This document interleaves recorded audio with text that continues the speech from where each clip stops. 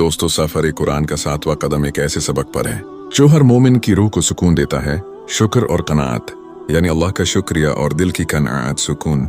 आज के दौर में जब लोग ज्यादा से ज्यादा चाहते हैं, कुरान हमें याद दिलाता है कि असली दौलत अल्लाह का शुक्र है। अल्लाह ताला ने फरमाया, लइन शकरतुम लअज़ीदन्नकुम, अगर तुम शुक्र अदा करोगे तो मैं तुम्हें और दूंगा। सूरह इब्राहिम।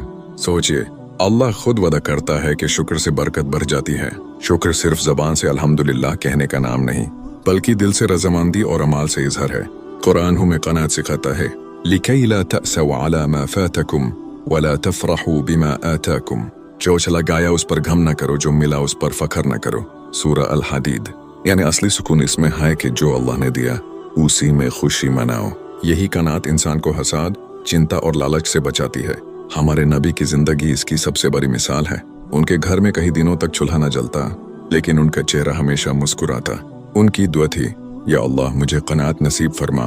यह दिखाता है कि असली दौलत दिल का सुकून है, न कि माल। हम अपनी जिंदगी में शुक्र और कनात कैसे ला सकते हैं? रोज कम से कम 3 नेमत का शुक्रिया अदा करें। जान, ईमान, रोजी। सोशल मीडिया पर अपनी जिंदगी दूसरों से कंपेयर करने से बचो। हर खुशी या मुश्किल में अल्हम्दुलिल्लाह को आदत बनाइए। ये छोटे कदम आपके दिल में बड़ी सोच पैदा करते हैं।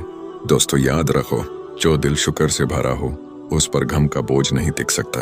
आज से अपने दिन की शुरुआत अल्हम्दुलिल्लाह से कीजिए और जो अल्लाह ने दिया उसी में सुकून ढूंढिए। यह था सफर कुरान का लेसन 7। इंशाअल्लाह लेसन 8 में हम देखेंगे कि कुरान इंसान को माफी और अफवाह का सबक कैसे देता है। मेरे साथ बने रहिए।